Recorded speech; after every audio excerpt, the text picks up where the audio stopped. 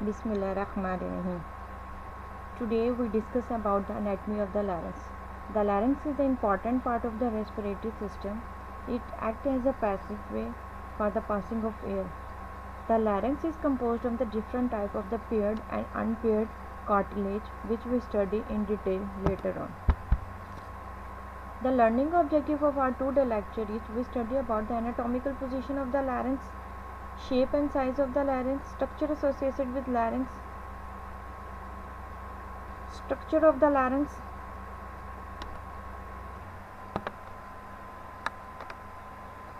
vocal cord and the fold, muscle attachment with the larynx, blood supply and the nerve supply of the larynx. Larynx. The larynx is commonly called the voice box. It extends from the root of the tongue and hyoid bone to the trachea. The larynx is in tube shape. It is composed of muscle, cartilage and connective tissue.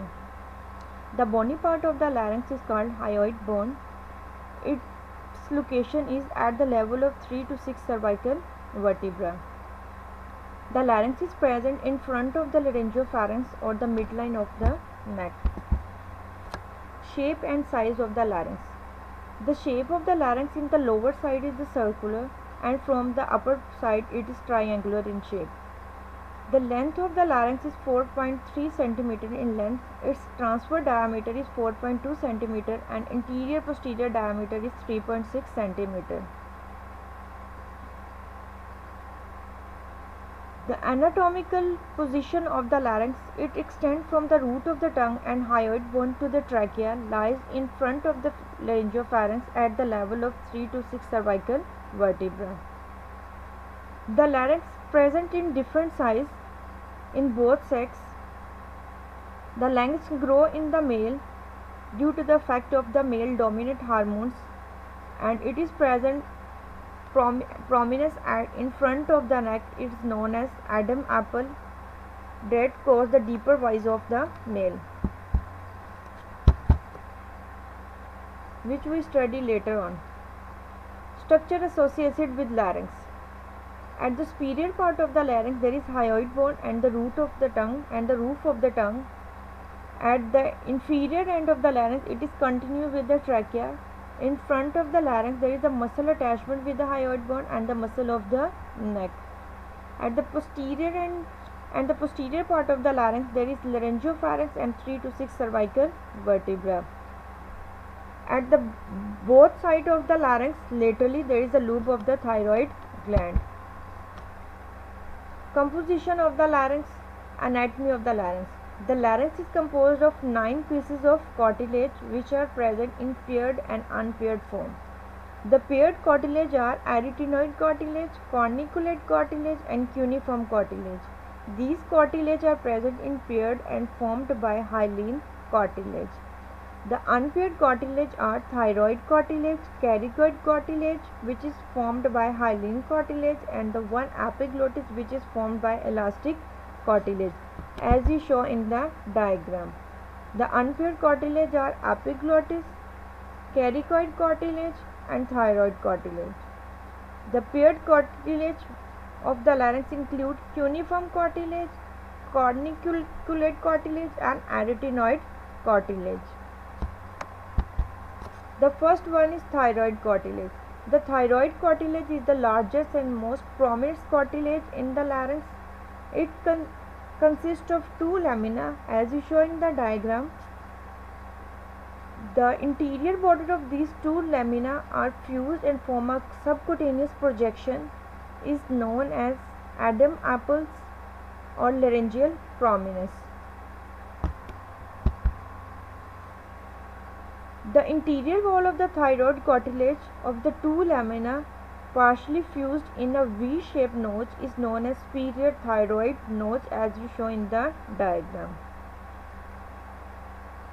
The anatomy of the thyroid cartilage, it has two parts. One is superior horn and another is inferior horn or cornus. The other part of the thyroid cartilage is superior tubercles and the inferior tubercles. The thyroid cartilage is incomplete posteriorly and bound with the ligament of the hyoid bone above and the cricoid cartilage below. The thyroid cartilage, as I already told you about, is larger in the male than the female due to the influence of the male sex hormone on its growth during the puberty. The thyroid cartilage is lined with stratified squamous epithelium like the larynx, and the lower part of the thyroid cartilage is lined with ciliated columnar epithelium like the trachea. The thyroid cartilage forms most of the interior and the lateral wall of the larynx. Structure of the thyroid cartilage. The thyroid cartilage is formed by a lamina. These lamina are irregular in shape and the quadrilateral in the shape, and their posterior angle are prolonged into the process termed as superior and the inferior horn. The superior horn or the corners of the thyroid cartilage is the long and narrow, directed upward and backward and medial, which give the attachment to the lateral hypothyroid ligament. The inferior corners or the horn of the thyroid cartilage is short and thick if directed downward with a slight inclination forward and medial, and present on the medial surface of the tip and the small oval articulate facet for the articulation. As you show in the diagram, the superior horn of the thyroid cartilage is larger than the inferior horn of the thyroid cartilage. The superior horn of the thyroid cartilage is moved upward and forward, and the inferior horn of the thyroid cartilage moved downward and the backward, and for the facet for the articulation in the cricoid cartilage. And in front of this lamina there is a laryngeal prominence, and in front of the laryngeal prominence there is the suprathyroid notch. Another cartilage of the larynx is cricoid cartilage. The another name of the cricoid cartilage on the basis of the shape is known as sagnet ring. It is formed by hyaline cartilage. The cricoid cartilage is formed. The inferior wall of the larynx lies below the thyroid cartilage. The cricoid cartilage is thicker and smaller than the thyroid cartilage, and it forms the lower and the posterior wall of the larynx. The cricoid cartilage is completely encircles the larynx and narrow part anteriorly and the broad part posteriorly, which you show in the diagram. The broad posterior part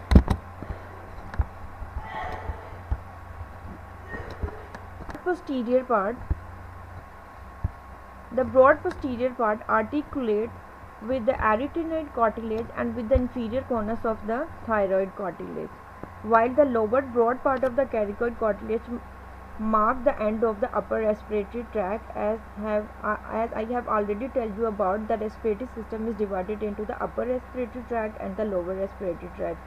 So the lower border of the cricoid cartilage mark the end of the upper respiratory tract.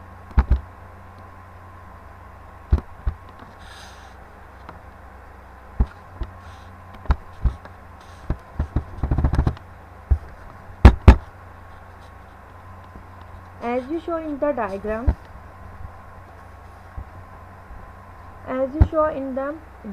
the posterior broader part of the cricoid cartilage and the inferior and the superior and the interior narrow part of the cricoid cartilage. At the posterior broad part of the cartilage there is attachment of the arytenoid cartilage and the inferior corners of the thyroid cartilage. The cricoid cartilage is attached to the first ring of the cartilage of the trachea by the cricotracheal ligament. The cricoid cartilage is attached with the thyroid cartilage through the cariothyroid ligament. The cricoid cartilage is lined with ciliated columnar epithelium. The cricoid cartilage has two parts, the posterior quadrate lamina and the interior arch. The posterior portion of the cricoid cartilage is the deep and the broad and measure from the downward from 2 to 3 cm on its posterior surface. These posterior part give the attachment to the longitudinal fiber of the esophagus. The arch of the cricoid cartilage, which is present at the interior side of the cricoid cartilage, is the narrow and convex and measure vertically. As you show in the diagram, the posterior lamina and the interior arch of the cricoid cartilage and the facet for the articulation of the inferior corners Another cartilage of the larynx is arytenoid cartilage. Arytenoid cartilage is a pyramid in shape. It is formed by hyaline cartilage located at the posterior broader part of the cricoid cartilage, as I already tell you about, and it forms the posterior wall of the larynx. The structure of the arytenoid cartilage, it has three surfaces, one base and apex, as you show in the diagram. The apex, base and the medial surface, muscular process surfaces and the vocal process surfaces of the arytenoid cartilage.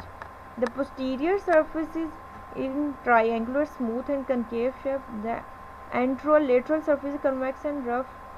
The arytenoid cartilage gives the attachment to the vocal cord and the intrinsic pharyngeal muscle. It is supported by the arytenoid cartilage and it is lined with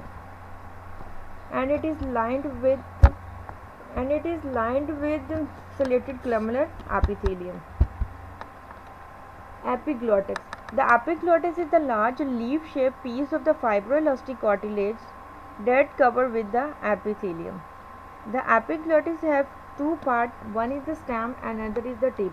The stem of the epiglottis is attached to the inner surface of the interior rim of the thyroid cartilage, immediately below the thyroid cartilage and hyoid bone. It is lined with stratiform epithelium. The broader surface of the epiglottis is unattached and freely move up and down like the trap door. If we say about the larynx act as a box, then the epiglottis act as a lid. It prevents the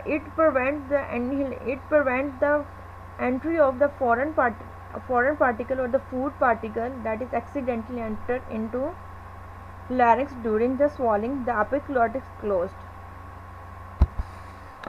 Corniculate cartilage. The corniculate cartilage are conical in shape. It is formed by elastic cartilage. It is present at the apex of each arytenoid cartilage at the posterior part of the epiglottic, as you show in the diagram. The corniculate cartilage, as you show in the coordinate, the corniculate cartilage is present at the tip of the arytenoid cartilage. Cuneiform cartilage. The cuneiform cartilage, as the name shows, is a club in shape. It is present on either side of the elliptic fold, just in front of the arytenoid ligament, and gives the support of the local cord and the lateral aspect of the epiglottis, as you show in the diagram.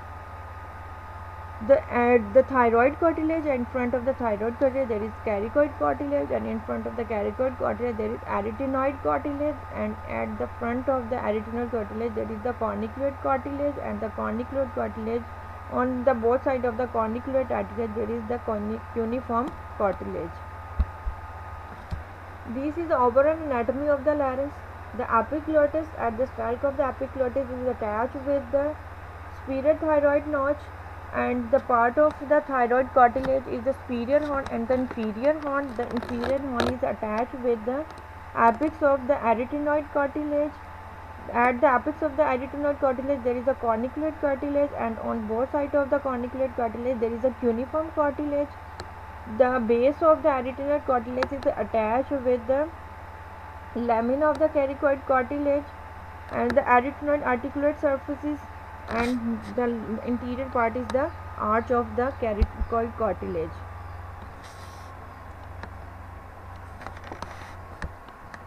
Laryngeal ligaments. There are the two types of the ligaments of the larynx, extrinsic and intrinsic ligament. The extrinsic ligament are thyroid membrane, a broad fibroelastic layer attached below the upper border of the thyroid cartilage and in front of the superior cornice. Thyrohyoid ligament that attach the hyoid bone to the thyroid cartilage. Epiglottis connected with the hyoid bone by an elastic band by the hyoepiglottic ligament. Cricotracheal ligament that attach the trachea to the with the cricoid ligaments. Intrinsic ligament. The intrinsic ligament are cornice elastic ligament, and the thyroepiglottic ligament is the long slender elastic cord which connects the stem of the epiglottis with the angle of the thyroid cartilage, as you show in the diagram. Thank you.